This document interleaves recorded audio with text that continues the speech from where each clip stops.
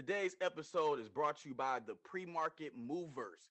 Check us out at thepremarketmovers.com. We are your number one source for everything Wall Street related, broadcasting to you live on social audio platforms worldwide. You can catch us on Clubhouse as well as Twitter Spaces, Mondays, Wednesdays, and Thursdays at 7:30 a.m. to 9 a.m. Eastern Standard Time. Check us out online at thepremarketmovers.com.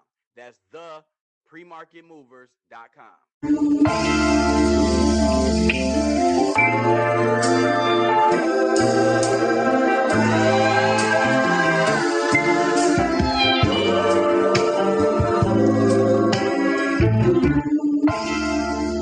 We here on another episode of the Entrepreneur Kickback with the man, the myth, the legend, rapper, producer, Twitch partner. I just found out, Mark Cooper.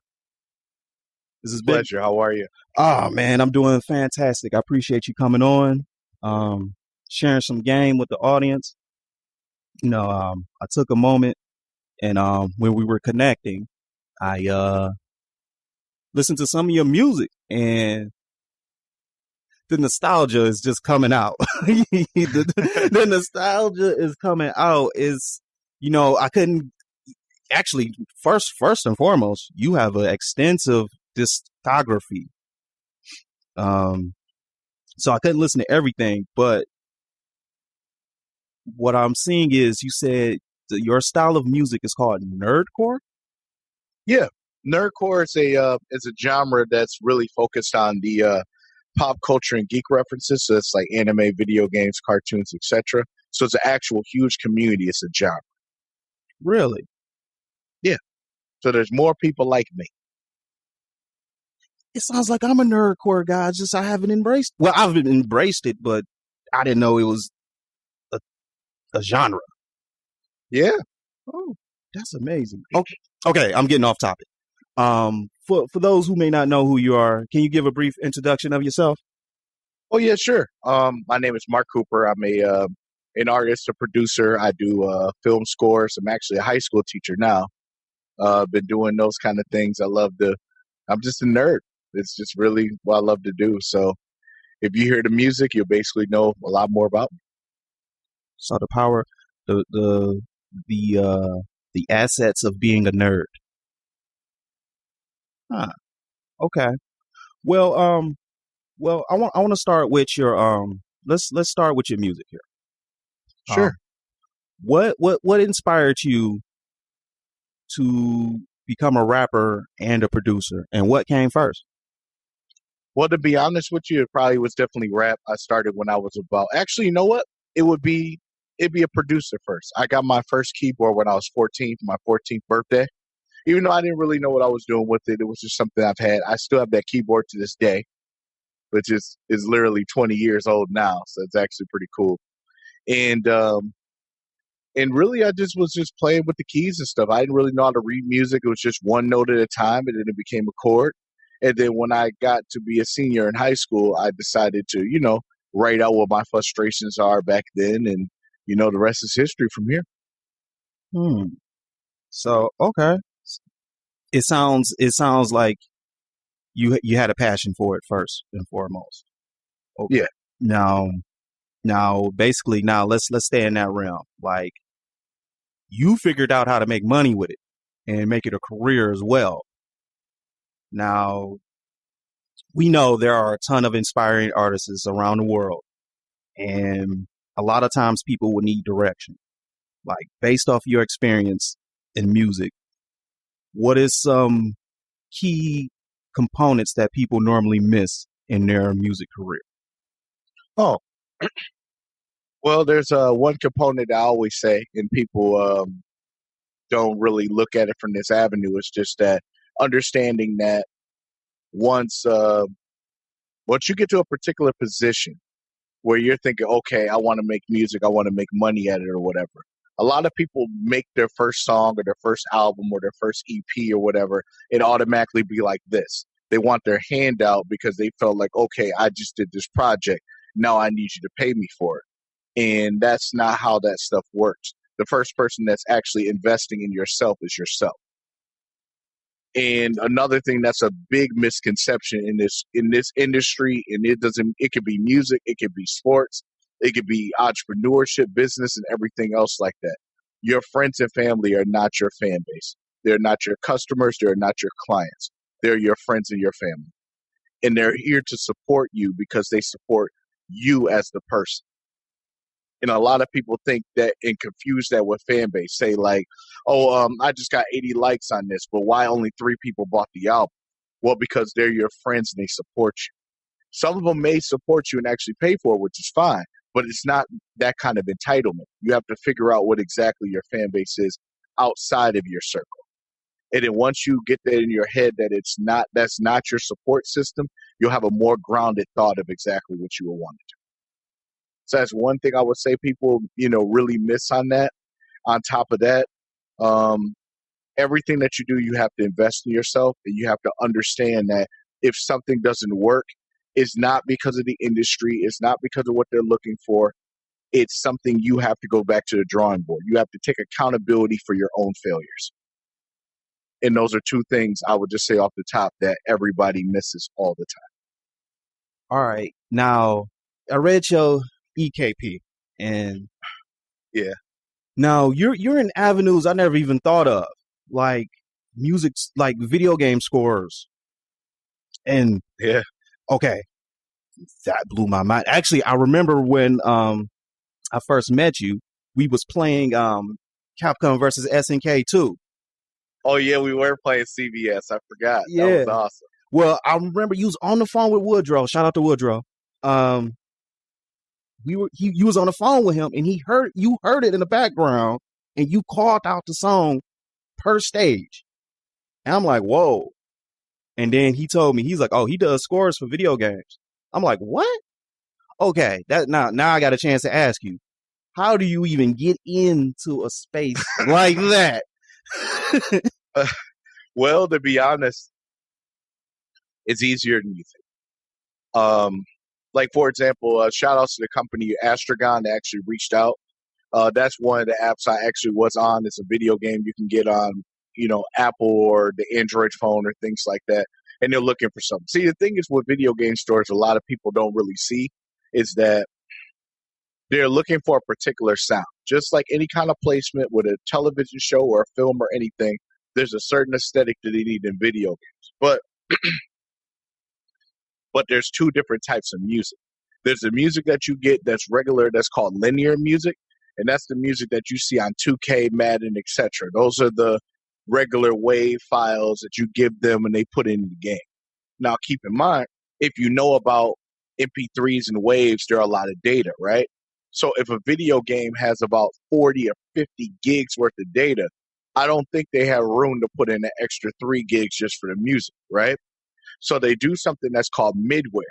And midware is where they actually digitize it in another form of file format that puts in the video game. So you hear like 16-bit, 8-bit music. The reason why that's so popular and so iconic is because the space was small. So it was literally, something that was a smaller thing. That's why the quality of Nintendo, Super Nintendo, Genesis weren't as prominent as the ones that are in PlayStation or Xbox or anything because of the amount of space that the game will allow. They want to put the majority of the actual data in the graphics itself. So if they sacrifice and just put it with the music, then there's an issue. So there is a real reason why Sonic and Mario are very iconic soundtracks because they had the ability to put in the graphics and the space necessary. And there's a difference why, the difference between Castlevania in the way that Donkey Kong sounds or the way Pac-Man sounds. This is only 1 or 2 songs. But you look at Mario, there's about at least 25 or 30 songs. You see what I mean? So they have to do that. And that's why you always hear a constant loop because it's supposed to summarize through the entire level of the game. But that's just a little lesson there. So afterwards, that's where it comes down to. So it's just really about finding where exactly the niche is and where exactly you need to put your music. And it's just, possibilities are endless. In this world, you can easily submit that kind of music, but there's a lot of indie developers out there that obviously don't have the individuals who can do that kind of music at that quality. So there's a pocket for that. Okay. So if you want to go down that route, where would you start? Like, where would you start looking? Who would you talk to? Who would you cold call? Well, to be honest with you, I would start going to events. There's a lot of anime game conventions, things like that. Head out to those. Head out to TwitchCon. Head out to video game party developers. Look for those because there's a lot of different cons and conventions that have indie game developers there showing off their video games. Meet up with those people. Get their business cards. Hit them up. How many scores have you done today? In video games? Yes. Maybe about 4 or 5. But I'm normally like super heavy in movie and film scores. Like I do things like I just got done doing a score for a web series called Power Rangers Unworthy, which is one of their popular side web series that just got 1 million views about a week or so ago. Ironically, they just posted the just right as we're on the phone right now or on the call. They just posted that they have their newest video short. I just got finished scoring yesterday, so that'll be out next week, which is pretty cool. I just got done doing a Green Lantern as well. That should be out next week. It's just different things. So I like to score stuff that's, in my nerdy realm. So they hit me up and it just, gets more and more into that. So it's pretty cool. Hey, that is cool. That's different. Dang, that's different. Okay. So, okay, you say you do movie scores. Is the process sort of the same as like, Yep. Okay, just look for indie developers, tell them, hey, I'm Parrish Patton, I score music, you know what I'm saying? Here's my EKP. Yep, EPK, yep. Or EPK. For those who don't, okay. Sorry, yeah. Yeah, actually, let's talk on that. Explain what that is for those who don't know. EPK. Sure. It stands for Electronic Press Kit. Electronic Press Kit is a digital resume, basically. It's a resume that's on paper, but it also gives links for individuals to check out all the things they need. It's basically all about you on that one page. And the reason why that's important is because when you have those things set up, now they're not going to be, you want to make it just like any other label deal, just like any other business proposition, any kind of person investing, all those things. You want to probably leave at least 1 or 0 questions at all about anything that you do. And it basically explains everything without even having to say it. It's literally the interview without talking about it. You work on your resume, you look for a job, you do this. But when you send me that, I said, oh, I need to do this. Wait a minute. Okay, I got a format. But I find that interesting, and that's definitely a valuable tool that you don't hear every day, especially with the amount of musical artists that you hear today. But no one has that kit. How'd you go on the process of making that kit? Well, what's the process of doing that? Well, to be honest, not to sound weird or crazy about it, it's just these are one of those things where you have to build a resume of things that you already done. You can have an EPK. Normally, it's just like you can get somebody to write it for you. That works. You can also go to Fiverr as well if you're not 100% sure how to do that. You can get that already set up and done for you so you don't have to rack your brain. I personally wrote it, but I also had somebody actually tailor it a little bit, make it look good or where it needs to. Like sometimes they'll make it look like a graphic image or something like that, make it look presentable, look nice. It's literally a resume. And you just list all your accolades, you list all the things that you've done, etc. It's just like it's an entertainment resume in a sense. That's dope, man. That's dope. Okay. Okay, you already said how many video games you've done. How many movie scores have you done? Probably projects wise, altogether, maybe 11 or 12. Okay. Like I had one in theaters that I fully scored and it sold out at the MJR, one of the private showings. So that was cool. I did one of those. It was like a regular short. A lot of it's just YouTube stuff. I've done documentary music for certain people that are talking about their, like one of the documentaries when they were doing video game documentaries. So basically explaining about, the wrestling games, or I did one for Def Jam's Fight for New York, that whole series. Did that. One was for the WCW, NWO, N64 game history, stuff like that. It's quite a few. Whoa. Hold up. Wait. You did. Hold on. You just said some prominent games. Do you do the whole score, or you just did certain parts of it? I did the whole thing. Whoa, these are some games I grew up playing. Yeah. The person is called 616 Productions. I think it's somewhere between like 200 and 300,000 views at this point. But yeah. Oh man, that's all. How long you been doing this? Like scoring and stuff? Yes. Maybe 4 years. So what was your favorite project to date? Probably the Unworthy stuff. Only because it's brand new and it's literally doing it. The other ones, they just really liked the beats I had, so they just played it in. Oh, okay. Let's help someone out who's listening. All right. Sure. They starting just on the music and scoring part. Okay. If I was like, okay, all right, Mr. Cooper, I hear you. I think this is a road I want to go down. All right. I know I need to get my digital resume. You may need some equipment. What's my step one to make sure I put myself out there so I can start doing scores? Well, first you have to, I would start reaching out local. Reach out to some individuals who may be working on film projects and, reach out to them. That'd probably be my first step. But really my first step is literally do your research and understand the score and understand the score format.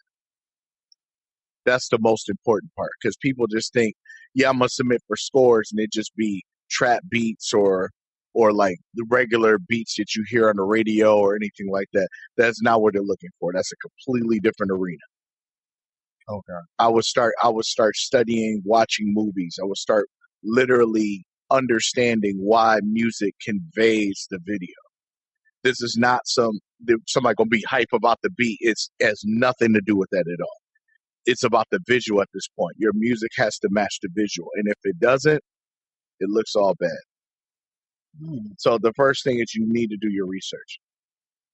See, you messing me up, man. I knew this was a lane, but sometimes something exists, but you don't know how attainable it really is to the average individual. And that's the point of the show. Do you recommend are there any directories or websites or resources like you can go and search for people who's actively looking for scores? Does that exist? Yeah, I mean, there's always avenues for that kind of thing. Like there's other Facebook groups and things like that you can go into, but it's really about doing your research personally. So what I recommend is literally Google is how it's searched. Look for maybe, film composer guild or anything like that, and just look them up. Like I said, the possibility is endless. If you know how to use Google, you know how to get there. Now, okay, I want to tap on the Twitch a little bit too, because I tried this before and I gave up. I gave up after like a month. I couldn't do it. I couldn't play that much Gears of War. I couldn't do it. You play Gears 5? I haven't played Gears 5. Not yet. Or you were playing 4 at that time, or 3, or what? I was playing 3. Okay. Yeah, I was playing 3 at the time. This is when I first discovered podcasting. This was like 2015. And I was trying to incorporate the 2, but then I realized how much it actually goes into streaming on Twitch. You got to make sure that your internet connection is straight. You want to make sure you have a good microphone. And more importantly, you actually have to put in the work and play the game and be entertaining at the same time. Mm-hmm. After that, I gave up. I was like, well, maybe this part isn't for me. So, however, I'm also video games. It's an occupation now. Being able to play a video game can be an occupation. So, mm-hmm. So for those people who want to be professional gamers, in a sense of streaming on Twitch, what are some key steps? What's some key steps that people need to take before they get started? Because I'm a believer of planning as well. I understand. Mhm. Well, one thing that people need to know is you got to be consistent. And I mean consistent as in whether the game you're playing or whatever your schedule is, make sure you have that set up. That's what I would recommend. Two, another thing is stop worrying about who's watching you. If you keep looking at it 30 seconds, people know when you keep watching how many people are viewing or anything like that. Sometimes engaging and talking to people. You know what I mean? So that's something that you want to look into that's very, very important. Two, make sure your setup is nice. Make sure you try to have a nice layover, kind of like what I have in the screen right now, just so they can be able to see you and they can be able to react with you. Talk to people who are talking to you in chat. Be engaging in that way. It doesn't mean like, oh man, everybody ready? And then you start overacting because you're on Twitch. And people can see that too. That's fake.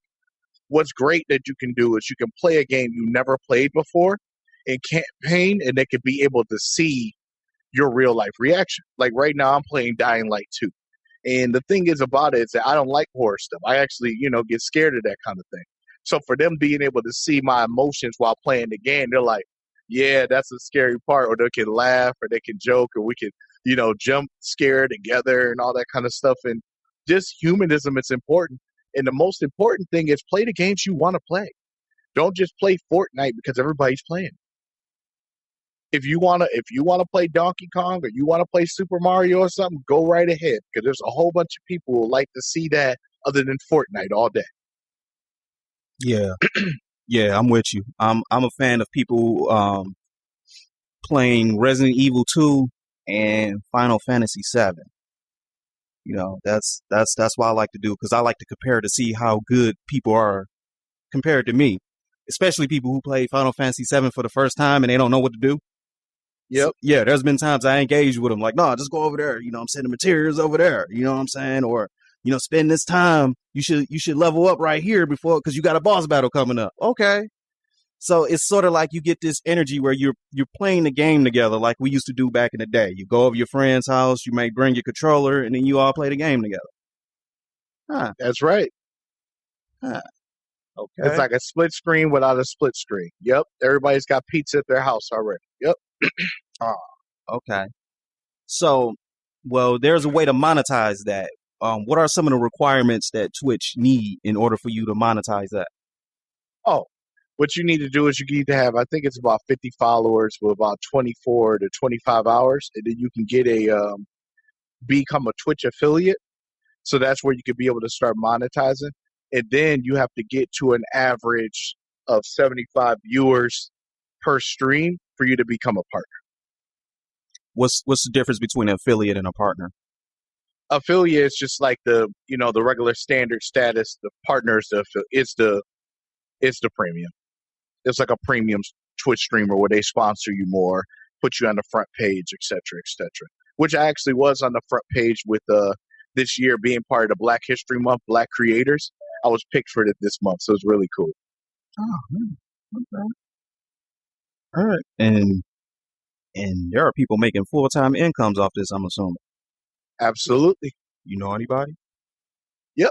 I know quite a few. Oh, shoot. Shout them out. Can you shout them out?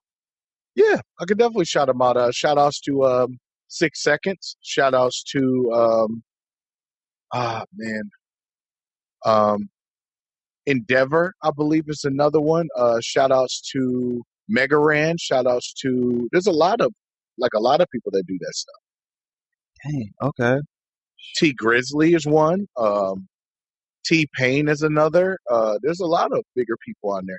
T-Pain literally goes through recording sessions and records on the spot live on Twitch, and literally people help him with lines, and he puts it together. Oh, that's dope. Yep. Huh. Okay. And you can do more than play video games on Twitch, right? That's right. I've already done virtual shows and everything. I performed at Juneteenth last year. I think I had about maybe 22 or 25,000 people watching. Yep. You think I could do like a live virtual podcast off Twitch? Yep. There's a lot of people who do it. Huh. That's how you do it. You do that with an OBS, and then we could have both our videos in there. We could be chatting right there live. I've done several interviews like that. That's dope. What's OBS? It's a program that you use to be able to put your video in, make your own thing. So you see how Twitch, where they have all those little digital effects and stuff like that, Mm-hmm. you use that program to be able to make that, put it together. So, okay, bare minimum. What would you need to get started on that? Well, I would say you need a good computer, a good internet connection, and OBS, and that's a free program. And all you do is just set it up, make where it needs to. If you're not sure about making your overlays or anything, there's a whole bunch of YouTube tutorials. You can go to Fiverr and have somebody make some stuff for you. You can get that. It gets simpler. It's just a matter of putting in the work and figuring it out. Okay, everything's a process. I'm gonna have to listen to this again because now you about to send me down a rabbit hole. I kind of after that I forgot about Twitch and I haven't looked back. Let's talk about your catalog. Okay. Are you rapping? I'm learning everybody's journey is different. What was your journey as far as being a rapper, creating your catalog, and also making that part of your business as well? What's your process of promoting, and what is your process of being a part of live shows? Well, best way to explain that would be you just have to work on your craft, and that's for anything. Like, that's the first thing I would say. There's not really any kind of cheat code or magical Nintendo Power magazine, if you will, that will really tell you 100% what exactly you need to do. Everybody's journey is different. But for me, I wasn't the one that they really wanted to hear at shows, the one they wanted to, I didn't rap street. I didn't rap like everybody else did. So, of course, they'll be like, yeah, I don't know if we can book him for this bill because he doesn't fit the vibe of the individuals that's in the city. It's like, okay. So the best thing is, you get better and you get to the point where you can rap the way you want to rap, but you can still bang with the rest of them. And that's really the process there. Like, a lot of people just kind of, were able to rap kind of not cookie cutter. That's not what I mean, but they're in the same lines of certain similar topics. So they're able to fit in certain hip hop shows, and that's okay. Everybody has their preference of what exactly they want to listen to.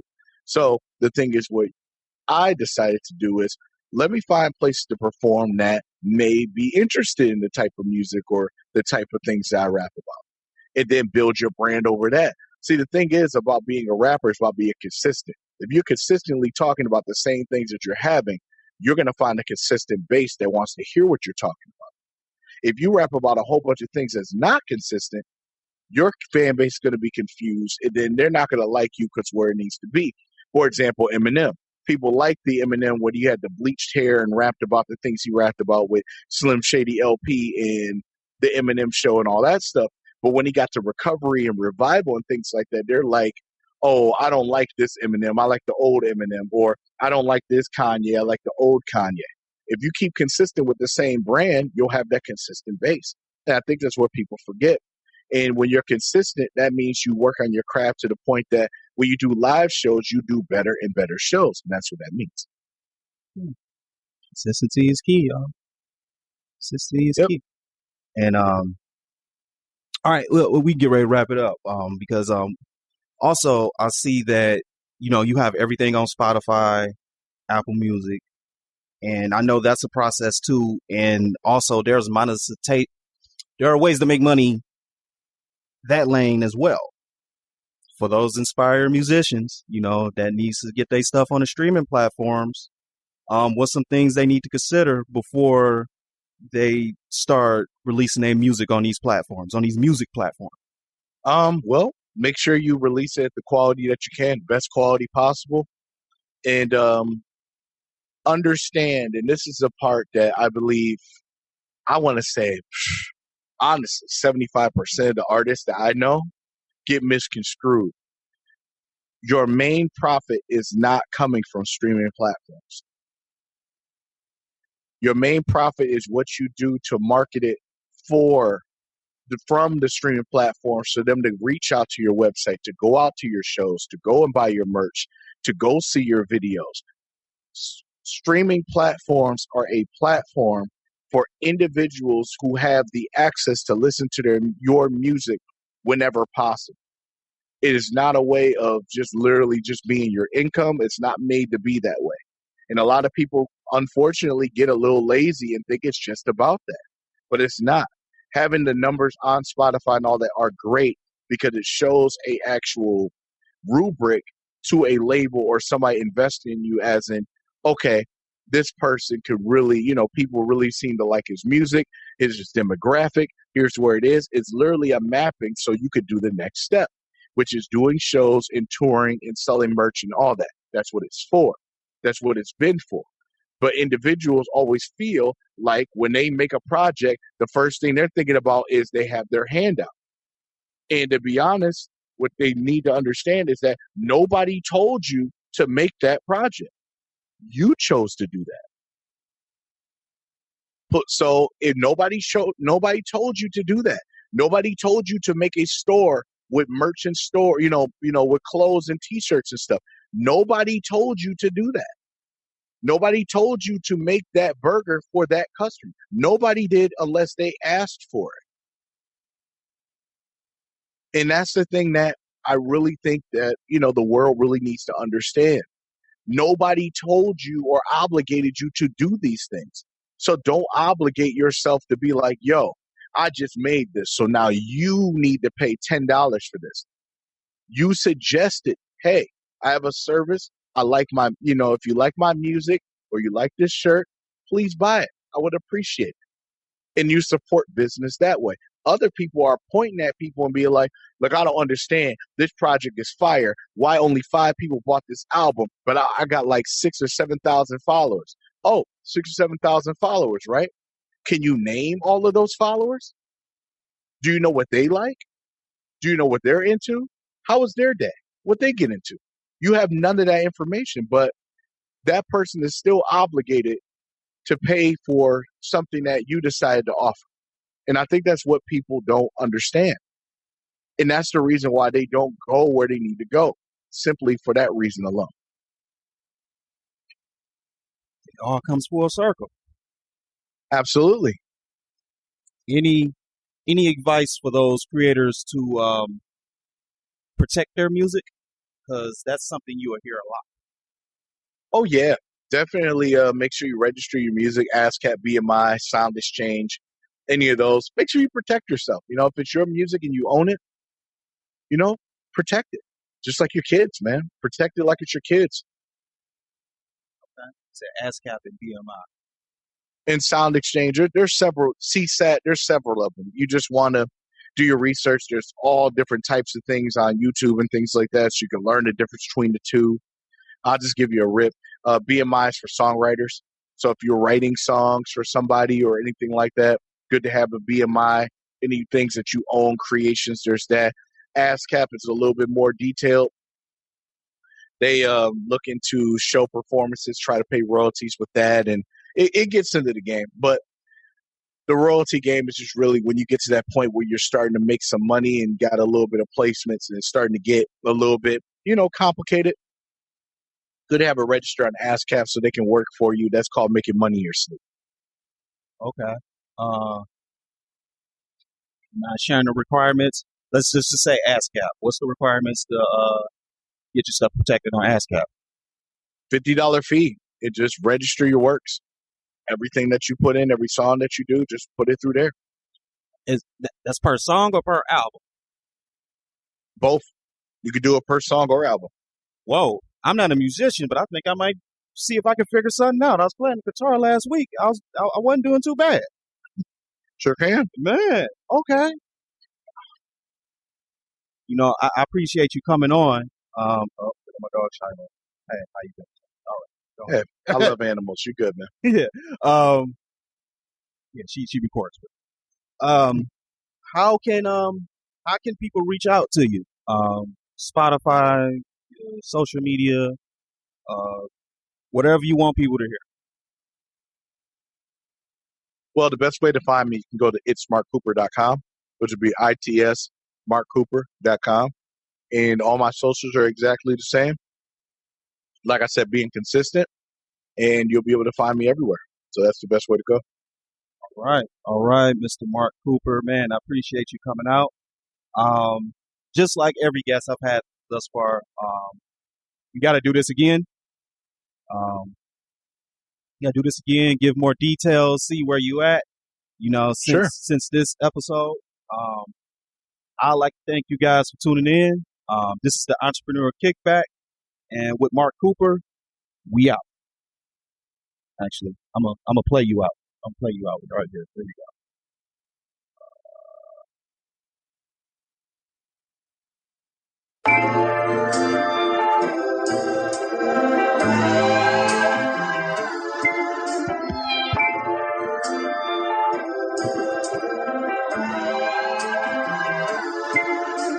What's it gonna be?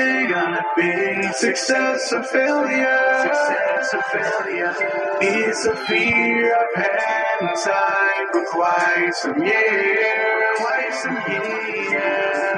Will it disappear? Or continue to layer? Cause the things I know, the question now is clear. Where do I go from here? Where do I go? Where do I go from here? Where do I go from here?